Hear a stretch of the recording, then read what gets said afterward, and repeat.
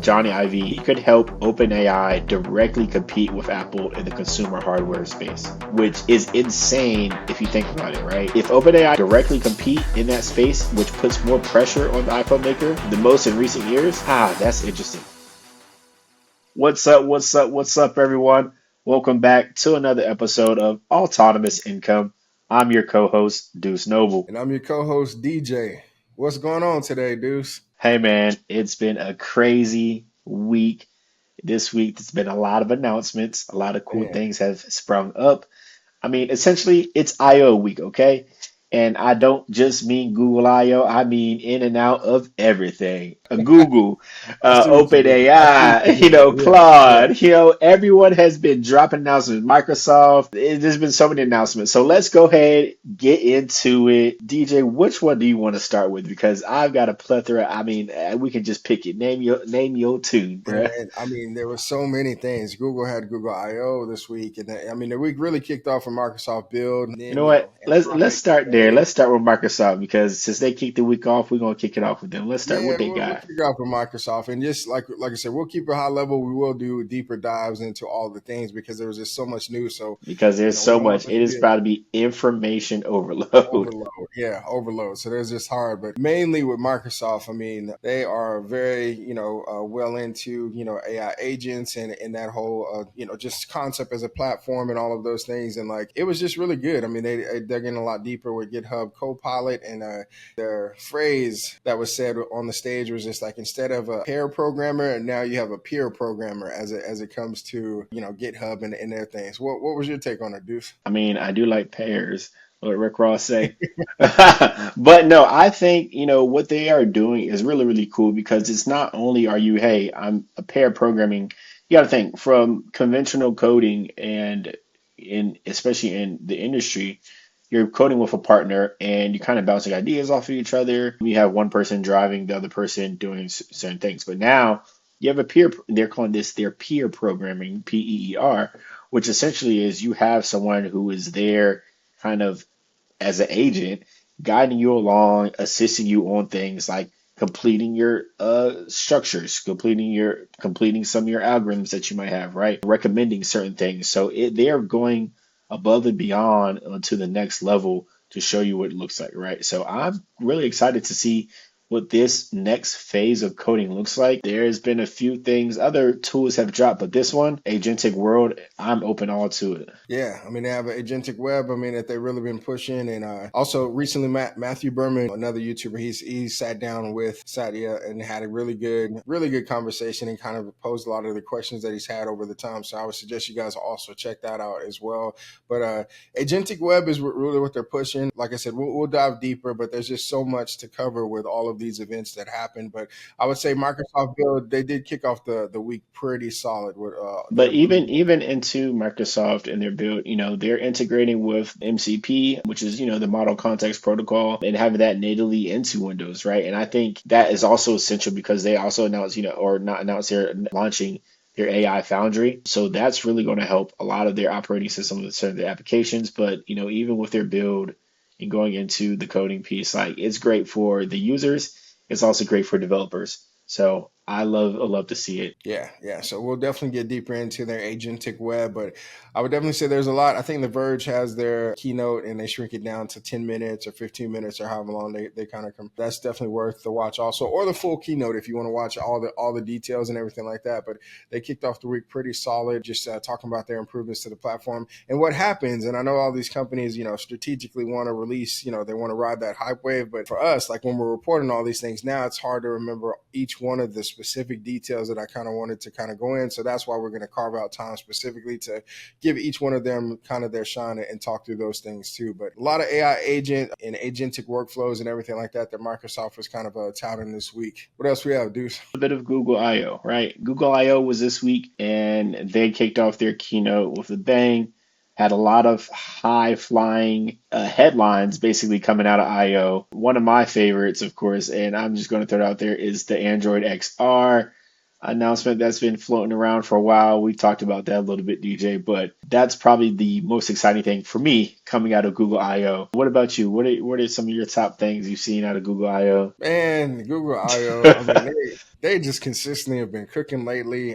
I mean, one of the biggest things, and we might as well just just talk about it right up front. It was their new Ultra AI plan that they have. Where I think it's $249 a month for the Ultra AI, which you get VO3. So they made an announcement. So they went from the video generation model, which was already pretty much king. I mean, it was very solid, very coherent, and all those other things. And now they have VO3, which natively implements sound. So like it'll create a video and it has like the sounds that go with the video, like implemented. And it's just been a game changer. I've been playing around with that. I did fork up the cash. They do have like a discount that it is right now for like 100 something bucks for the first 3 months. And then it'll go up to the ramp to the full plan. But I just, I wanted to test out like the full suite of things so that way we can come back to you guys and let you know if it's worth it. But Fireship had their opinion on the feature set and everything like that as it came to the Gemini Ultra. That's what I was trying to get out. Gemini Ultra. Thing about that, DJ, all of the things that they've announced and released this Google I/O, a lot of the names are very confusing. I know we talk a It's lot about in the past, we talked about OpenAI's naming conventions. man, Google's yeah. naming conventions are confusing too, but primarily because you know what it is with Google, a lot of their things they come out with, they start them as projects and they'll say, "Oh, this will be Project Astra." But then when it releases, oh, we're changing this. This is Aura. It's no longer a project. This is so it's like okay, Well, we got remember even Gemini was barred, right? So it was barred, yeah, and then that's that right. kind of So agreement look, went. It was Gemini. So yeah, yeah. well, for example, like they had Project Starline. Now it is Google Beam. So they go from project to the actual Google, whatever it is, right? For example, one that a long time ago, I think it was Project Fi. Now Google Fi is their wireless system. So there's a lot of things that's been seemingly confusing, but also a lot to keep up with. So if you guys are getting confused, we're here to help you keep track of all the new things and that are coming out, going to come out soon, and have just released. So yeah, Google AI Pro, AI Ultra, Beam, Gem, Jules, Astra, Aura, all of it. Yeah, yeah. I mean, so Google AI Pro, that's what I was trying to get at. Google AI Pro and then Google AI Ultra. So they have like I said, the discount 124 for like the first 3 months is what I think that they're doing. And then after that, it'll be like the $250. But as you can see, I mean, it comes with their new flow that you can use. Well, actually, both of them you can use flow with, but you get VO3 if you pay for the Ultra, and then Whisk and some other things that they have. But like I said, we'll do a full breakdown of Ultra and all the items that can kind of leverage with that, and give our take on like if it's worth it at this time to kind of leverage it. But Google, they have really been cooking. And if you guys have not seen some of the images of VO3, they've been everywhere. So over X, over all the socials and everything like that, you'll probably see some VO3 videos because now with native sound, you can prompt them and they look really great. Deuce, I know you've seen them already. They look really, really good. Yeah, so VO3 definitely miles ahead. It's looking really cool, right? VO2 we thought was really state of the art. Now VO3 model is out, and I think the capabilities are insane. And I still am completely doubling down again on the double down that I had before. We're having a full feature blockbuster movie by the end of this year, made completely of AI. Because if but with VO3 coming out and some of the other models that have come out, but just this alone, man, there's so many cool things you can capture, cool things you can create with VO or VEO. I'm not sure exactly the correct pronunciation, No, but I think everybody was saying VO. VO, So but yeah, they were everybody saying listen, VO3, it is insane, light years ahead, right? And I think Google is really they're shining bright this week. VO. I mean, yeah, They're, yeah. they're And really they shining mentioned bright. on the stage that they actually swept the Ella Marina, right? I mean, like so I mean across like coding, across everything, like they swept it. Now, I look. I looked as of today, and O3 is second because even there, so it was 2.5 Pro, the latest model that they had out, which they also made improvements to that, like additional checkpoint and new capabilities, which was already solid. So that's new. But then 2.5 Flash, like their new version of that, it was all like second. So they're first and second. They're basically competing with themselves in the LM Arena. And then now I think O3 is kind of second. But either way, I mean, for a smaller model like a Flash model to still kind of be up there competing with some of those larger models like O3, like it just goes to show that they've really been cooking. The thing that interests me the most, honestly, out of this whole presentation they had with IO is this event, which is typically, their developer conference. They're coming out with, some of the hardware and software that they've been working on, obviously over the last year. It's every year. This has been heavily focused on AI. When I mean heavily, everything involved that they released is AI focused, which is so interesting to me because it's like it's the takeover. This week has really shown a lot of work that has been going on not only at Google but like Microsoft, OpenAI, Anthropic. Everyone has been coming out the woodwork with what's going on, but it really goes to show what the future is going to look like for us a little bit, whether it looks like with the hardware or the software or both, really, because if we talk about not only the VO3, but we're starting to look at how that starts to incorporate with Android XR. And Android XR really, for me, like I said, was one of my favorite parts. Really kind of the star of the show.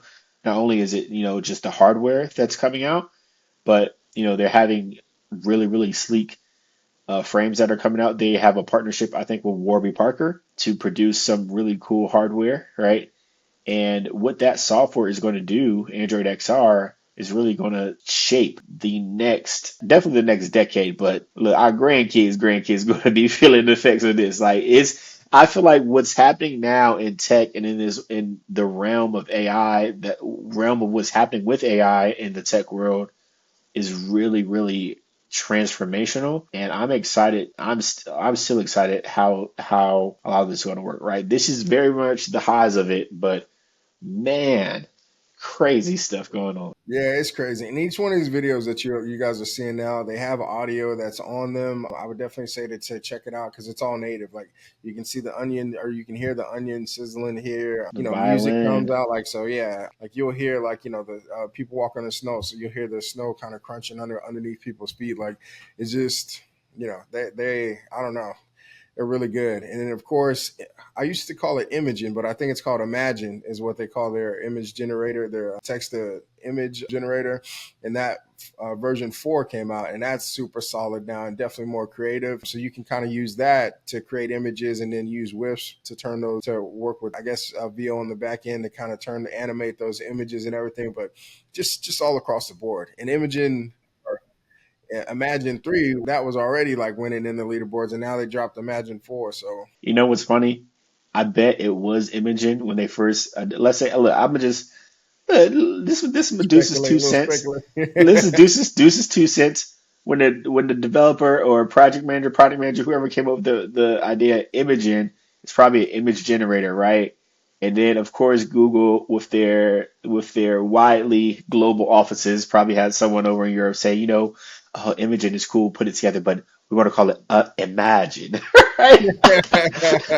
I guarantee Maybe, someone was like, maybe, "Oh, we're going to eat with this one, bro. Like, we're going to kill yeah, him with that one, maybe, bro." But I'm just saying, because I mean, you got to think, like you said, the text to image generation, or like you take the image, you generate. I mean, it was the image generation basically. But Imagine really sounds really cool. It rolls off the tongue. It resonates with people even more, right?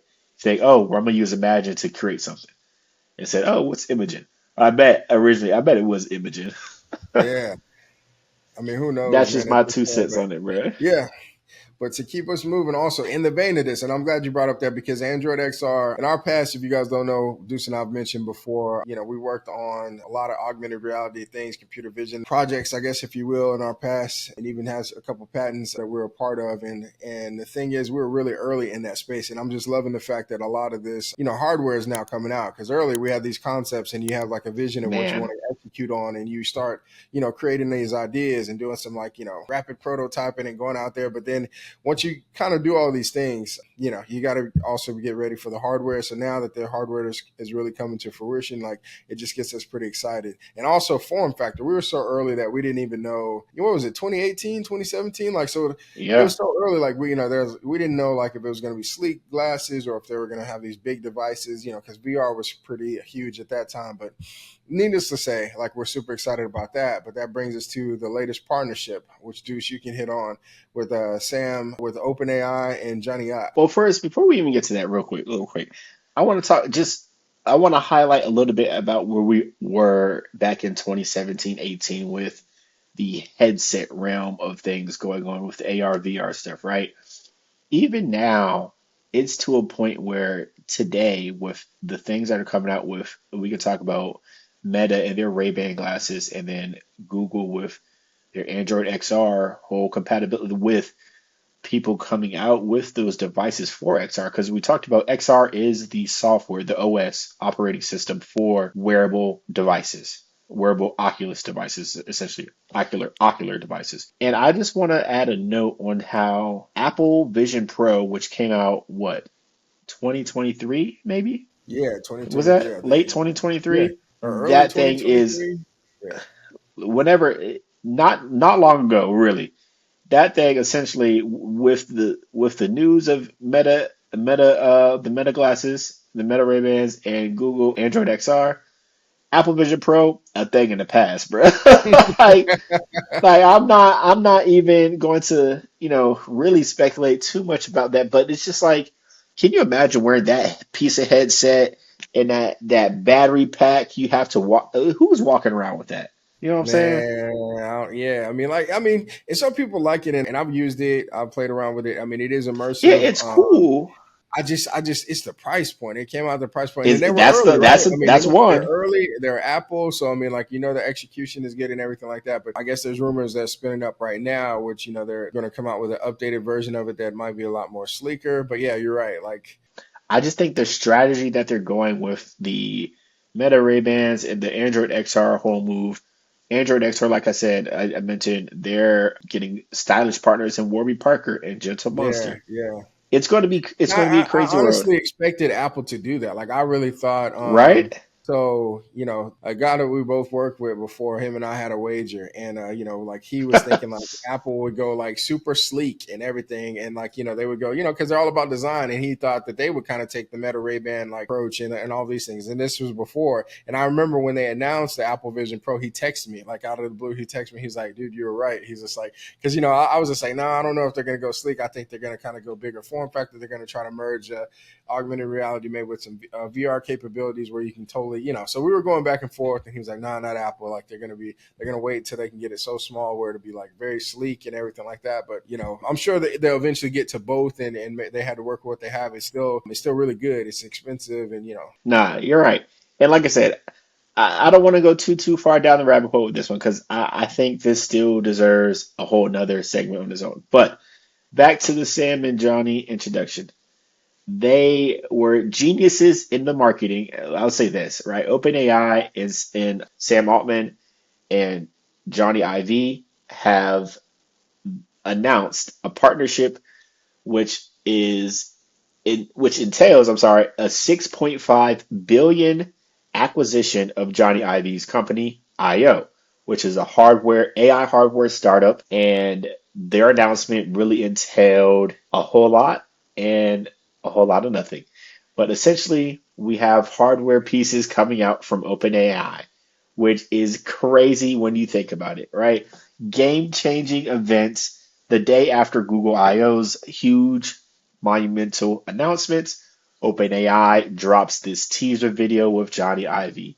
And when I tell you, for me, I don't know what to say because all I can think about is home assistants that have your chat GPT on it, right? You know how you have your Google at home, your Google Nest, all those things. Now we have OpenAI versions because this hardware, like I said, $6.5 billion acquisition is nothing to sneeze at. That's nothing to sneeze at all, right? Yeah, I mean, honestly, I think, and that's why I highlighted here because it says computers are now seeing, and it's interesting because the what people are speculating on across X and in the socials is that it's definitely going to be wearables, and we think it'll be like something you can put on, you can see through. I We think it's think gonna it's be. going to be I think Augmented. it's. Listen, I think it's gonna be wearables, screens, speakers, I anything. mean, it's Right? definitely so. We all know, of course, it's going to be wearables. What I mean to say is, I think it'll be glasses of some sort. That's what I think Right. because that's why I highlight computers are now seeing. So imagine, like, so basically, so if Google, we just talked about Google XR or Android XR, and then we have Meta Ray-Ban. So I think this will be OpenAI's kind of step in that direction to get them a hardware product that you can have OpenAI with you at all times, which is really cool because I mean, like, you can look at something and kind of converse with it, and they've already done such a great job with voice model, right? I mean, like with having that go back and forth and everything. So I think, yeah, this is definitely going to be their foray into a market segment. Oh yeah. No, And this I is mean, like I I'm sure said. that they said they're working on a few products. So just, I'll be That's what remiss I'm not to saying. Like mention that. So a few it's going to be a products. suite of products. I know glasses are going to be a part of those. I bet money on. That's what I'm saying. Like I definitely think glasses, but I think it's going to just go I wonder past if it'll that be a as well. watch. I wonder if they're going to try to compete with Apple when it comes to like the health, maybe using AI, I on the health, you know what I mean? personally Like, think, like I said, I personally think they're going to come with home assistants like the Google speakers or the Amazon Echoes. I think they're trying to get into that market as well. Because why not? Right? You have arguably right now the best LLM on the market with OpenAI's models behind a speaker in your house. It's a dangerous, it's a slippery slope to get into, but I think if anyone could right now, because I don't know what the share is like between Amazon Echoes and the Google Nest products. Even Apple tried to get into that a little bit with their Apple Homes. I think is that yeah, what it home is? pods. Yeah, it was a The home Home pod. Pods. I don't even. I mean, I can tell you right now, I don't even know anybody that has one. I have one that is unplugged, and it's not. Okay, I think I It made is. like outside of you, I Yeah, made yeah, the I one have or one two that is people. unplugged. Yeah, I mean, and like I run a bunch of Google Homes, that we have here, but I had the HomePod for whatever reason. I think it was like because it enabled something, but I forget. But I mean, it wasn't bad, and the speaker quality was really good And on the there. thing But is, I'm not saying it's Siri, bad. basically, I'm long not. story short, Siri. That's what. That's Right. actually, I'm not, and the thing, that's the thing. I'm not saying it's bad at all. But the thing is, when Apple decided to get into that realm, right, of the home speakers, right, and everything, they were already so far behind Amazon with the Echo and Google with the Nest, and it didn't really hit like it should have, right? They were like, I mean, it should have hit a little bit better because of Apple. Apple's ecosystem is great.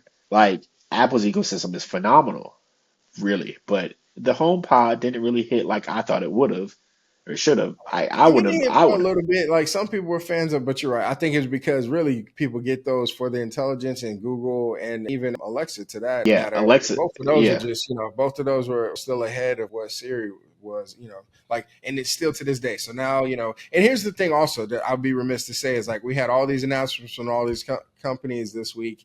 And Apple, I mean, I just really, I really hope this year when they have a WWDC that they really like, I don't know. hey, listen, I we just might be worry, right. man, because Listen, we might be right back here talking about. All right, bro, Apple. I'm sorry. I I'm just saying because WWDC understand, they bro. might come 'Cause, out with some heat. I mean, they might, but even last year, so right with the WWDC, like they were talking, Apple Intelligence, right? It was a big thing, but then like you've seen all the articles and everything like that, and just used the product ourselves. Like it just, the context and personalized context and all that stuff, didn't come out, and then they pushed it back, and apparently like it's supposed to come this year, but it's hard to get up on stage and get people hyped up and say, oh, the iPhone, 16 Pro Max is built, or just iPhone 16 series of phones is built for Apple Intelligence, and then it just really doesn't. You get some Genmojis, and Genmojis are all right, but like I don't want to use that. I want like and you did get like some of the writing tools, but honestly, are you using those writing tools? Are you going to use like something like a Chat GPT or some other things? And they do have where Very Siri true. kind of hands off the conversation to Chat GPT, and that's fine, but it's still like an extra step because the hardware is amazing. That's the one thing. So if they can get that in order, I think they'll be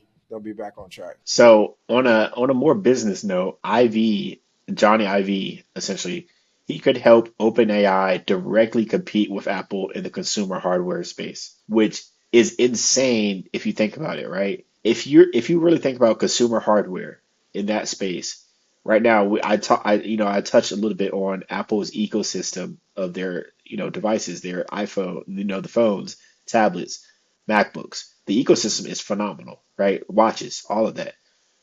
If OpenAI could directly compete in that space, which puts more pressure on the iPhone maker, the most in recent years, that's interesting. They say Apple's stock fell 2% after OpenAI and Jony Ive's collaboration was announced. So, like I said, I don't want to get too into the So weeds I mean, because, man, are you bullish? Like at this point, if you had to be a bet man, are you gonna buy some Apple stock and you think that you just buy the dip, or what do you think? I'm gonna put you on the spot with that one. What do you think, man? you know, what's interesting, I already have a little bit of Apple stock, so I might buy a little bit on the dip, but it's a 50-50 flip. I'm gonna tell you why. And this is not we're not investing, we're not Yeah. financial. No This advice is here, not no man. financial advice, No right? financial Look, advice this is here. just Do your look, own none due of that. diligence. Talk to your financial advisor. All those This things. is just my thinking. The 50-50 flip really hinges on what happens at WWDC, right? Because I'm gonna tell you this, like while let's say, like I said, it's failed 2% this past Wednesday. I'd buy that dip. And regardless of what happens at WWDC, it's going to spike, whether they have a good one or not. And then the aftermath is going to come. So if you wanted to but my whole philosophy on Apple stock is you hold it. You can buy a little bit more than dip, but it's going to continue to rise after WWDC. But like I said, this is not financial advice. From what I understand about stocks and Apple specifically, that'll continue to rise until they drop, I guess, what's potentially going to be their iPhone 17 or Next 16 year, Pro Plus. No, it'll probably be 17. So that's at the yeah, end of this year, 17. though. Yeah. At the end of this year. Yeah, I mean, I don't know. I just wanted to kind of get your take on there because, like, for I'm me, bullish on it, but it's I mean, Apple's. I still think. I mean, they do great with their hardware and all of those things. But there are, I think, with a lot of these AI pushes, like Google is making a very compelling offer. They're already winning. I think when it comes to the global landscape, when it comes to smartphones, right? I mean, there's more iOS devices out there in the open market, but I just think now, even with their like real intelligence that they have with their model, that's it's really going to be hard, if you don't have features like that. But also people are in that Apple ecosystem, so it's kind of weird. Like people are in the Apple ecosystem, but I'm just wondering if people are going to start looking over the fence, like, what's over here on the Android side, or whatever the case is, or especially if OpenAI jumps into the hardware space as well, like in their phone. Or whatever they're going to come out with. Even Tesla was going to make a phone for a while. That was rumored as well. Like they wanted to make their own. So, if other people start getting into this space, like, maybe that'll be the new wave. And then I think Apple would really have to make some considerations, man. But anyway, not to digress too much on that. We'll definitely dive deeper into those things as well.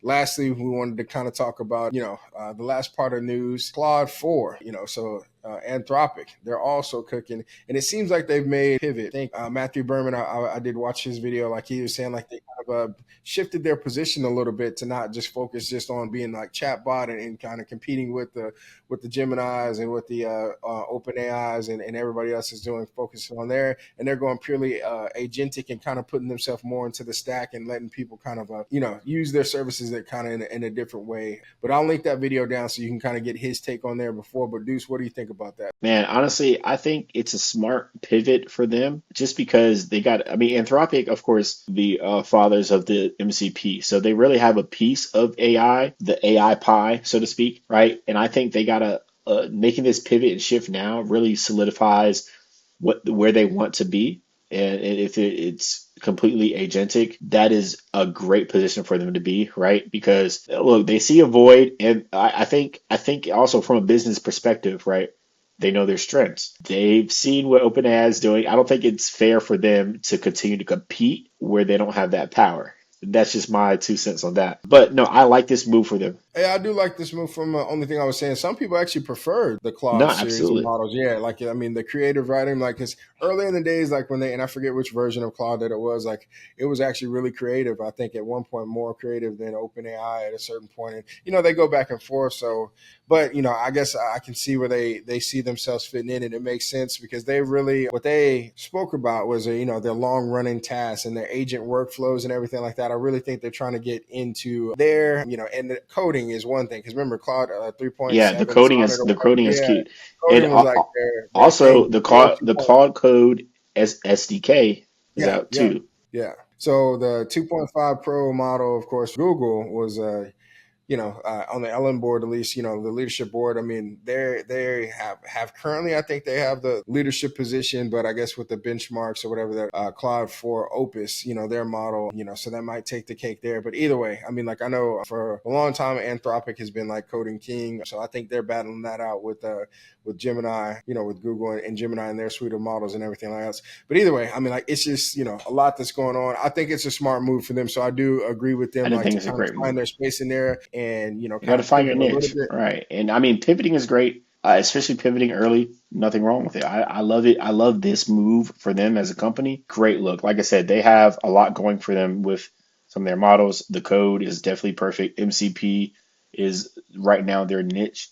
As a business, they're going to profit well off of that, in my opinion. So, OpenAI's models, they can call the tools and use those in parallels now to follow more instructions precisely. So, a lot of the models, I'm glad that they're kind of have this like native tool calling built into it because I did notice with O3, that was one thing that I really loved about it. Is like once you pose a question, you could just see like it pulling tools and kind of just doing its own thing. Really, all of them seem to be leaning more into that agentic thing. So, if you talk about Microsoft Build, really their agentic web, and then we know 2025 was the year of the agents. It's proven all the way around. All these companies are trying to implement agents themselves and then have agentic workflows and just really try to have these co-pilot. But I mean, that's just one that's easiest to kind of think of. But or having like a peer basically to bounce things off of, and also now execute on task and all those other things. It's not as passive anymore. Now it's like a lot more productivity that's going on in all no, across the absolutely. spectrum. Yeah.